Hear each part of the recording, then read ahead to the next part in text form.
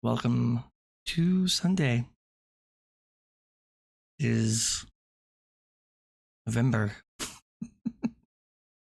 Thanksgiving is over. For all of us Americans, we made it, guys. It's Christmas season. It's been a long year.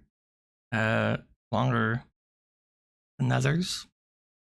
Some of us may know people who didn't make it to the end of the year. And it's important to remember to be thankful that we did. So, for all of you who are new, my name is Patrick Stewart. I am the founder and chief editor of the Taoist Online, which is a publication on medium.com. We write philosophical, religious, and spiritual articles. We publish probably 10 to 15 articles a day, 7 days a week, 365 days a year. You can find out more at thedaoistonline.org or jump directly to our articles at thedaoist.online. If you're wondering what Taoism is, well, Taoism is a ancient Chinese religion and philosophy that started about 2,500 years ago. A legendary co-founder man by the name of Lao Tzu was legendarily, if that's a word, the librarian in the emperor's court. And he grew tired of all the war and politics, so he set out to leave the kingdom forever.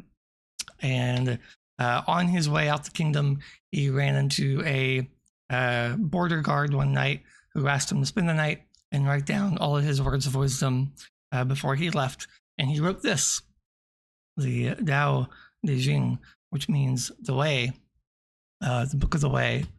And it's poetic, lots of metaphors, lots of deep thoughts, and it survived all these years. It teaches us how to become more in tune with nature around us and follow kind of nature's guidelines and path for a healthier way forward. So what we do here is every Sunday, I go live and we work through this book, 365 Tao by Deng Ming-Dao. Deng Ming-Dao is a very clever author, philosopher, who decided to take the ideas of Taoism, which might be a little hard to understand sometimes in a more modern lifestyle, and wrote one very short chapter per day to try and help us connect our insane modern life with these ancient teachings. So that's what we're going to do. This is episode 11. I try and do as many chapters as I can. We are on chapter 54.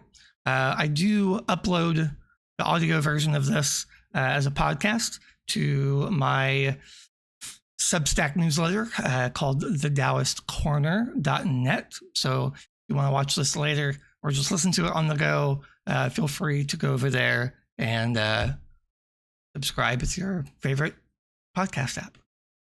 All right, let's go ahead and get started. As I said, we're on chapter 54. We're going to be here for about 45 minutes or an hour, and then we will take off. And you'll be done. And I'll see you guys next week. All right, chapter 54, Adversity. A tree hemmed in by giants requires tenacity to survive. Times of adversity inevitably confront us all. We are denied influence. People will not listen to what we have to say, and we are restricted by circumstance. In this situation, followers of Tao must rely on their determination. Without that, they cannot emerge successfully from the danger. During these times of adversity, vision and determination decide the outcome. Mere doggedness never served anyone well. Observe carefully and try to act. If you find yourself tested by the situation, take comfort in the fact that adversity frequently forces one to consolidate one's resources. You can often emerge from adversity stronger than before. Don't be overcome by fear. Take calculated risks if you must, or face danger if you have to. your mind is focused to the utmost, you will triumph. Without the difficulty of being hemmed in, the tree in the forest would not be forced to marshal its power to grow towards the light. It must truly bring forth all its inner strength to spread its branches. If it becomes grand, it is in part because it is suffering. Thus, the times of adversity can be crucial to the development of one's interpersonality. All right. I think it's important to know that adversity happens all the time. It's not something we can just remove ourselves from.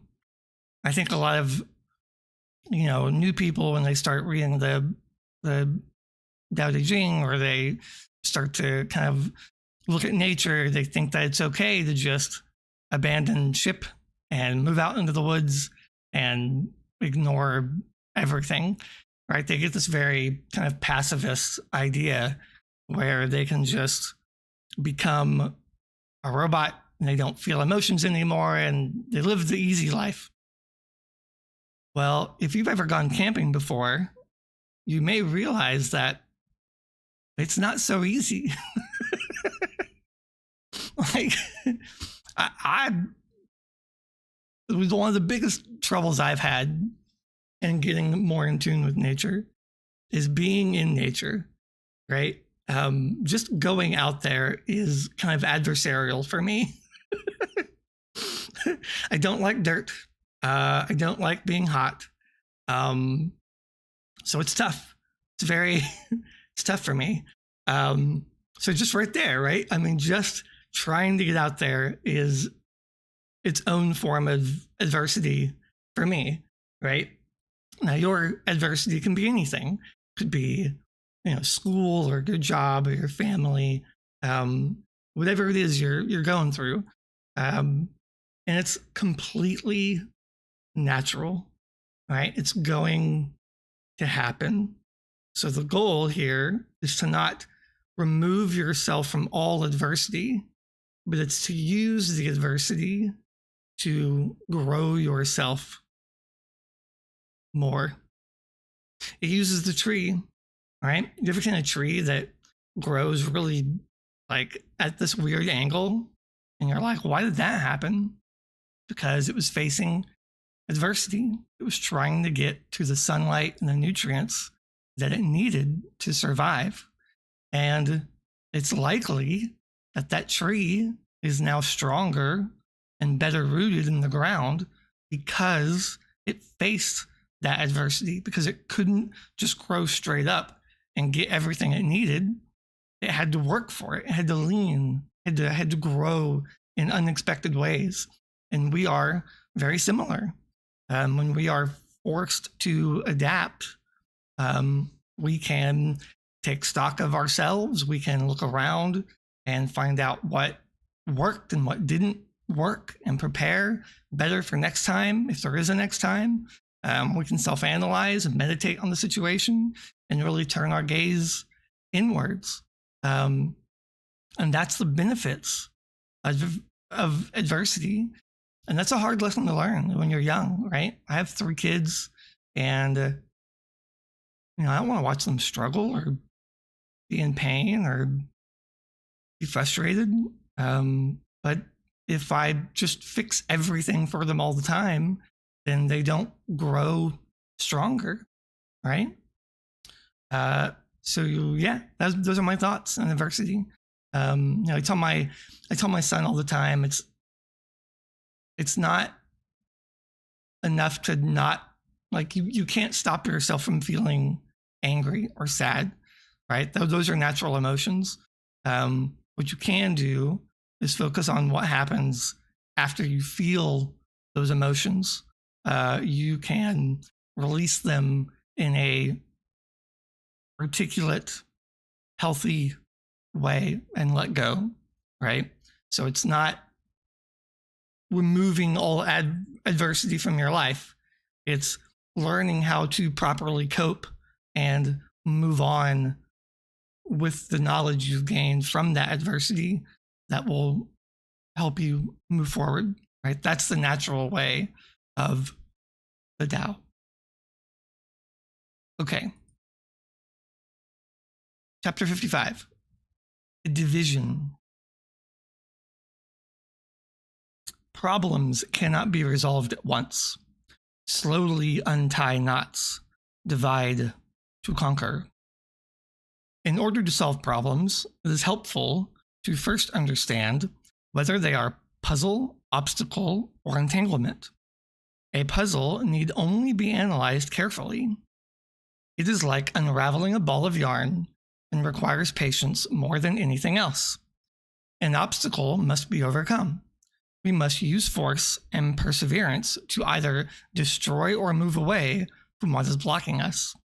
An entanglement mirrors us in the maze of limitations. This most dangerous of situations requires that we use all our resources to extricate ourselves as quickly as possible. No matter what the problem, however, it is important not to take the thing on whole. Break it down into smaller, more easily handled components. Most problematic situations are combinations of puzzles, obstacles, and entanglements. By fracturing them into these more basic elements, they can be managed easily. Even the greatest of difficulties can be resolved when they are slowly reduced. Then the knots of life are united as easily as if we had a magic charm. So remember when, and hello in the chat, Mr. Fox, good to see you here. So in the last chapter, we talked about adversity, right? We just got done talking about that. So this chapter is more about how you actually need to deal with it, right? Because I think it's simple sometimes for, your parents, especially me as a parent, just be able, well, just let go, like just move on, right? And you're sitting here like fuming, like smoke coming out your ears, and that's like the last thing you want to hear, right? When you're mad, is someone be like, well, gosh, why are you so angry? Just stop being angry. You're like, ah, yeah. So how, right? How do you move forward? Break it down, right? Analyze, like, what is meditation? For me, meditation is a chance to really think through everything that happened very slowly, articulately, mindfulnessly, if that's a word. But really think, well, how did I get here? Like, what caused this situation to happen? And then once you feel that you fully understand how you got here, now you can run through different possibilities of how you can move forward. Now, sometimes you don't have the chance to sit there and think about a situation for 20 minutes. Sometimes you got to make those knee-jerk reactions in life. But if we practice this behavior of analyzation, then when you do have to make those knee-jerk reactions, it can just come to you. It can just happen. It just flows. And it's only through daily practice, or as often as you can, that we can build these instinctive abilities. So in this chapter, it says, no matter what the problem, it is important not to take the thing on whole, right?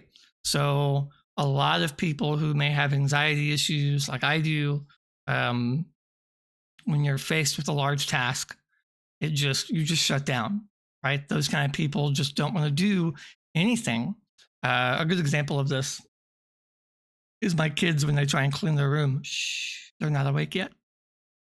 So I'm going to use them as an example. When their bedrooms are a disaster, which is often, when we tell them to go clean their rooms, they get into the room and they're like, oh my God, like this is just, it's too much. Like, what do I do? Like, they don't even know where to begin. Like, they can't logically break down. And that's their fear and anxiety taking control. And what we try and teach them as they grow up is how to break large tasks and problems down to their most basic forms. For cleaning their rooms, you start with dirty clothes. Then you make your bed. Then you do, you hang up your new clothes. Take your clothes down to the laundry room downstairs.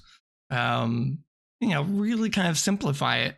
And then the next time they're faced with that same task, they can break it down themselves. And it's that constant practice of looking at a big problem and smashing it into a bunch of different pieces, and then taking care of those pieces one at a time, that they're not so fearful. And nowadays, that they're all 10 and up, they're a lot better, right? They're a lot better. And it just comes naturally to them. And that's the key, right? That's where you want to get. If you practice things like playing an instrument, right? You're not thinking about every single note anymore. It just happens, right? Things just flow out of you.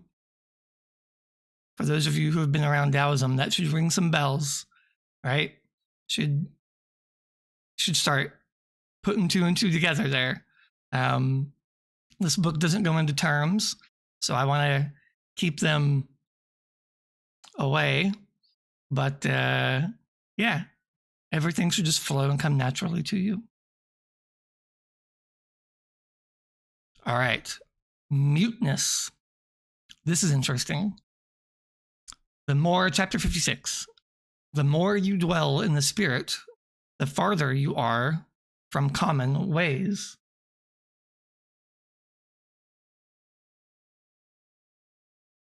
Sorry, I was looking at chat. No, it's just really early in the morning. Yeah, I need more coffee. But thank you. Yeah. All right. Sorry, chapter 56. The more you dwell in the spirit, the farther you are from common ways. If you want to speak of Tao's wonders, few will listen. If you spend a long period of time in study and self-cultivation, you will enter Tao. By doing so, you will enter a world of extraordinary perceptions. You experience unimaginable things, receive thoughts and learning, as if from nowhere, perceive things that could be classified as prescient. I can't say that word. If you try to communicate what you experience, there is no one to understand you, no one who will believe you. The more you walk this road, the farther you are from the ordinary ways of society. You may see the truth, but you will find that people would rather listen to politicians, performers, and charlatans. If you are known as a follower of Tao, people may seek you out, but they are seldom the ones who will truly understand Tao. They are people who would exploit Tao as a crutch. To speak to them of the wonders you have seen is often to engage in a futile bout of miscommunication. That is why it is said that those who know do not speak. Why not simply stay quiet? Enjoy Tao as you will. Let others think you are dumb. Inside yourself, you will know the joys of Tao's mysteries. If you meet someone who can profit by your experiences, you should share. But if you are merely a wanderer in a crowd of strangers, it is wisdom to be silent. So there's a chapter here in the Tao Te Ching where this phrase comes from, right here towards the end of this paragraph. That is why it is said that those who know do not speak. That's from Tao Te Ching. So let's talk about that, right? Let's talk about sharing knowledge. This is a constant internal debate for me specifically. I mean, here I am streaming on YouTube, running a publication with the word Taoist in it, running a newsletter also with the word Taoist in it, knowing full well that the book this is all based on has a line in it that says, if you really know what you're doing, shut up. So how do you justify that, right? What do you do with that? Well, in this chapter, and the way I've had it explained to me, the key here to living your life is if you meet someone who can profit by your experience, you should share. Okay, so there it is, right? There's your loophole. There's your way out sometimes. Some religions are specifically designed to convert everybody to that religion. I think we can just name those off the top of our head, right? Taoism, as a religion, is the opposite. You are told specifically not to go around and just share all the time, right? In fact, you should really just sit there and be quiet and listen. If you ever sat outside in a park and just listened to nature happen, like just listen to the things around you, they're fairly quiet most of the time, right? I mean, the birds will chirp and the wind will blow and you'll hear rustling of leaves, but it's not that loud. It's actually pretty calming. That silence, that smoothness of life, that's how we should model ourselves when we want to share, right? I think it's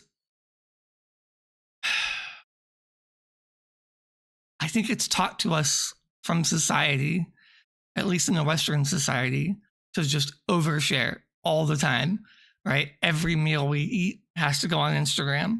Every thought we have has to go on, X, or, formerly Twitter, or whatever social network you want to be on, right?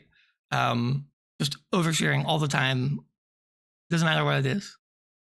And it's interesting that even in wisdom written down thousands of years ago, they already saw, I think, this kind of tendency for humans to just overly share, right? To just try and control people through, manipulation of words.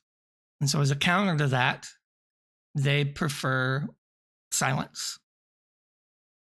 I don't know if you've ever been to a party with a bunch of different people in it, but I was always the type of person who, when you're in a small group, like a one-on-one, one-on-few, I would share and open up. But in large crowds, right, you stay silent and you just listen. You watch. You a people watcher? I'm a people watcher. I used to go to coffee shops when I was younger by myself and just sit around and watch. And just take it in, right? You can learn a lot when your mouth isn't doing this, when you allow others to talk, right? You can learn who they are. You can learn the benefits and the struggles they've been through. You can pick up their knowledge and relate it to yourself. But man, if you just go around trying to, share everything that's in this book, like, people are going to think you're crazy. Like, it's contradictory on purpose, right? A lot of the wisdom in Taoism is contradictory because it's in turn, right? The yin and the yang rotate. So sometimes you're yin, sometimes you're yang, and everything is like that.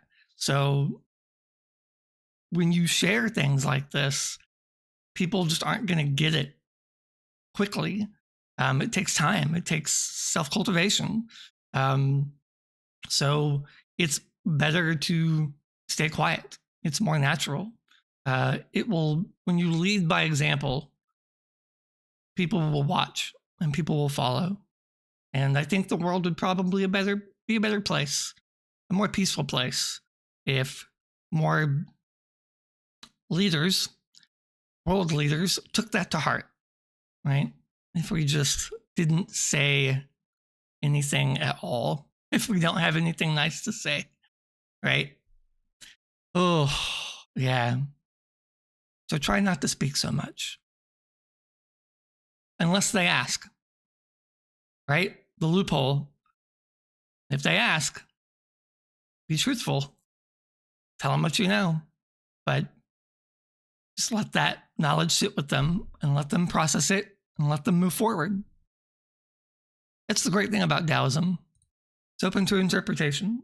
There's a lot of interpretation in there, especially if you're more on the philosophical side and less the religious side. The religious side of Taoism has the same kind of rules and gods and multiple gods, just like most religions do. But if you kind of lean towards the philosophical side, then you get to a lot of interpretation and translation. Different translations will lean different ways. So it's supposed to be that way. Yeah, it's interesting. Okay. Predilection, chapter 57. For those who follow Tao do so from their own predilection. There are no promises, yet the rewards are immeasurable. All of the spiritual traditions following Tao is among the least popular. Its adherents are poor and veiled with humility. In comparison, many traditions offer heaven, forgiveness, comfort, ecstasy, belonging, power, and wealth. Tao offers only three things: sound health, a way through the bewilderment of life, and liberation from the fear of death. That is why there are so few followers of Tao.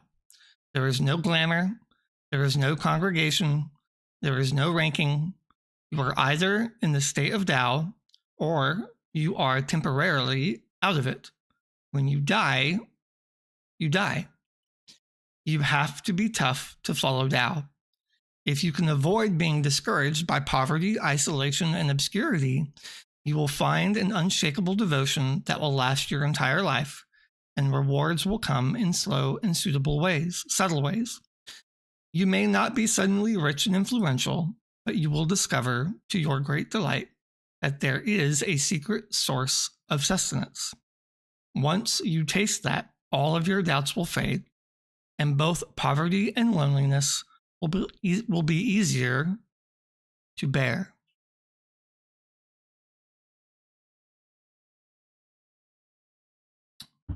All right.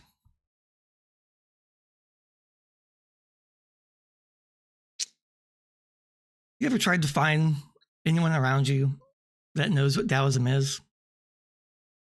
I have. And let me tell you, in Texas, it's pretty difficult to find anyone who has even heard the term Taoism.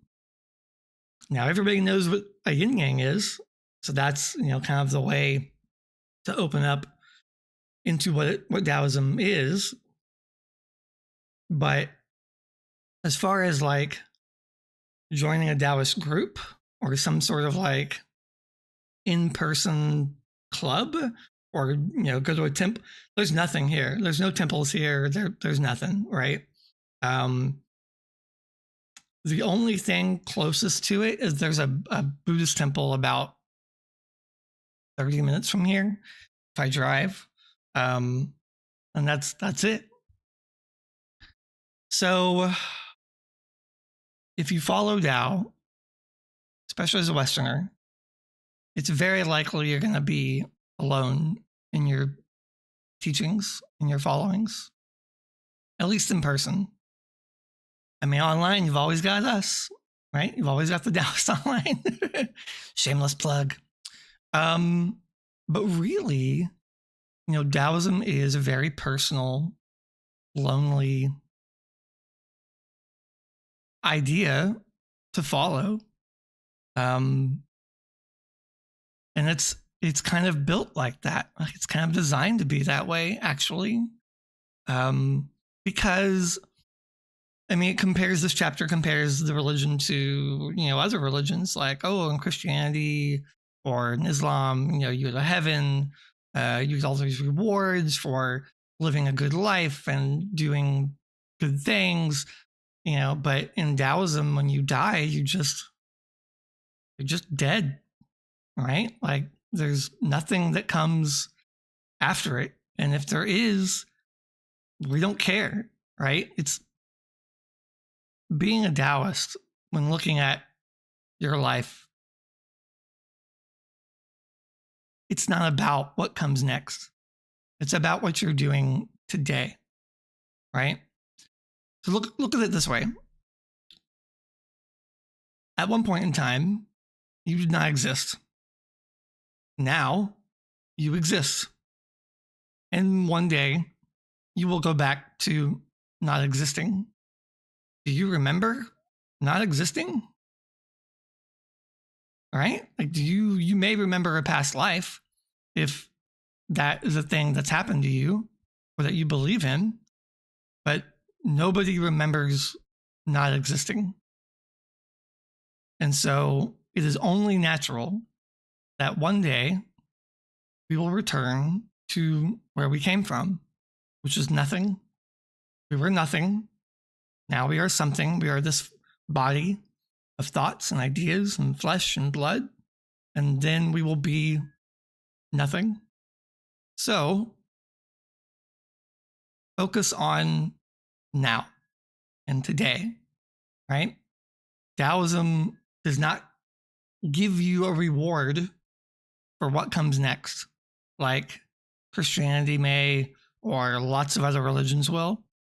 It's really about following our nature to provide you, remember those three things: sound health, a way through the bewilderment of life, and liberation from the fear of death. I know I've focused a lot on death because it's always a big topic, especially around here.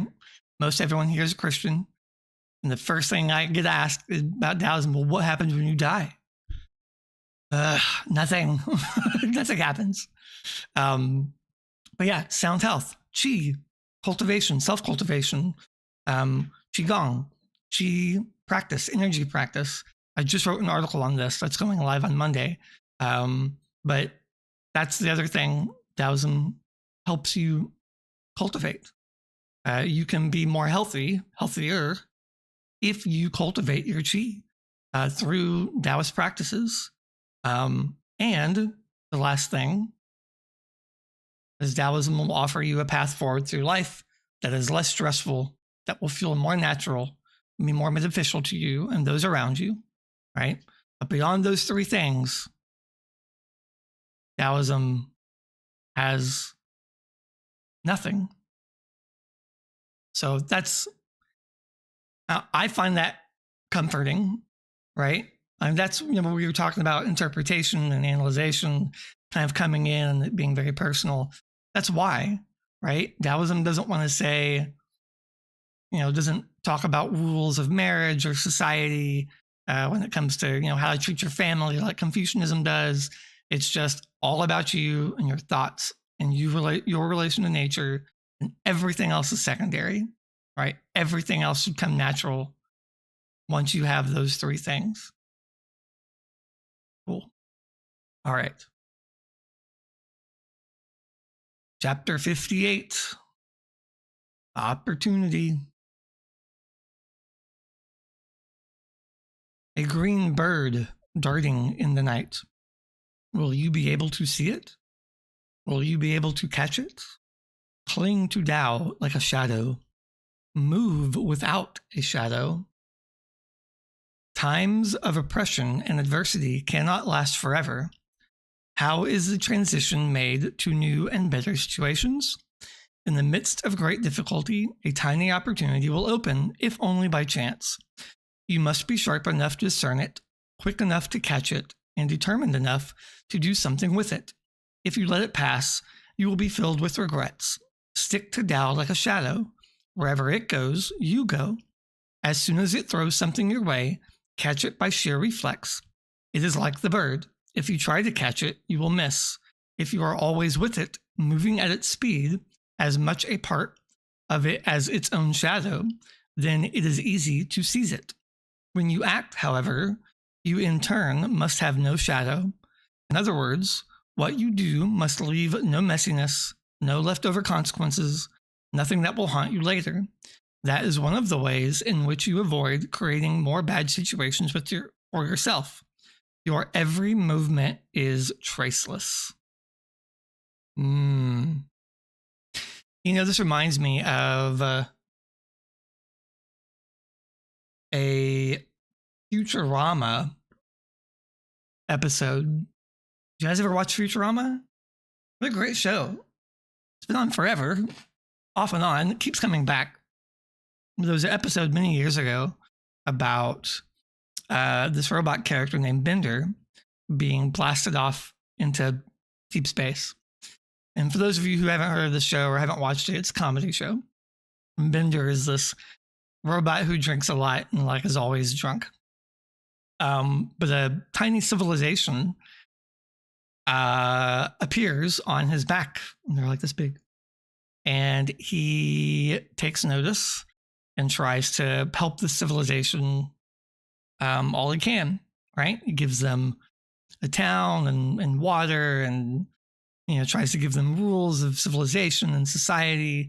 And in the end, they just all massacre themselves. They have nukes and there's a civilization on his front end and a civilization on his back end, and they just destroy each other. So he's all sad and depressed. He's like, no matter what I did, they just killed each other. And he runs into this intergalactic AI that basically is God, right? It's interpreted as just to be the God. And he's like, God, what did I do? What did I do wrong? What's going on? And God says, if you're doing things right, the people should think you did nothing at all, which is actually straight from the Tao Te Ching. I was shocked. When I read, I can't remember which chapter it's in, but I remember making that connection almost immediately because the episode really connected with me. And it's true, right? And we see it here in chapter 58. In every situation, there's an opportunity to act and move forward. And sometimes you'll miss it. And sometimes you'll think about it later and think, regret. But if you live in the moment, if you live with an open perception of everything that's going on around you, then you can seize that opportunity, right? If you kind of become Tao's shadow, you're always following it around, right? You're living your life in a natural order, then you'll be able to catch these. And just like your shadow, you don't pay attention to it, but it follows you. It's always there, right? And if you live your life this way, as it says at the end, you leave no messiness, no leftover consequences, nothing that will haunt you later. You won't create more bad situations. You ever had that happen where you do something and it just causes something else bad to happen? Maybe that's because you didn't think about it, right? Maybe that's because you didn't slow down as much as you should have. And I understand sometimes you don't have that chance, right? Sometimes you just have to instantly make a choice and move on. But daily practice, daily devotion to meditation, self-cultivation, really breaking down your day, figuring it out, planning ahead, that will help you make these sudden decisions to where even though you don't have time to analyze and break it down, you'll still be successful like this. Nothing will haunt you later. Your movement is traceless, right? So you leave nothing, you do everything and leave nothing undone. You do nothing, but still everything gets done, just like the Tao. All right, I think we're going to do one more and then we're going to call it. Wellspring of energy. By the way, this is chapter 59, called Source. Wellspring of energy rises in the body's core. Tap it and be sustained. Channel it and it will speak. The source of all power is within yourself. Although external circumstances may occasionally hamper you, true movement comes solely from within yourself. The source is latent in everyone, but anyone can learn to tap it. When this happens, power rises like a shimmering well through the center of your body. Physically, it will sustain and nourish you, but it can do many other things as well. It can give you gifts ranging from unusual knowledge to simple tranquility. It all depends on how you choose to direct your energies. We cannot say that a person will become enlightened solely by virtue of having tapped this source of power. Energy is neutral. It requires experience, wisdom, and education to direct it. You may gain power from your meditations, but it is possible for two people with the same valid attainment to use it in two different ways, even to the extremes of good and evil. Finding the source of spiritual power is a great joy. Deciding how to direct it is the greatest of all responsibilities. All right. Power, knowledge, wisdom. That's what the source is getting at. The source of all these things. Tao is like water. It treats everything equally. Water is not inherently bad for anyone, yet it can be used for great harm. A dictator may block off the river and keep all the water for himself. A good person may freely purify that water and hand it out to as many people as it can. But no matter how you obtained that water, whether by theft or natural means, it's going to nourish you the same. In the same way as knowledge and learning and mindfulness and power. It's not inherently good or evil.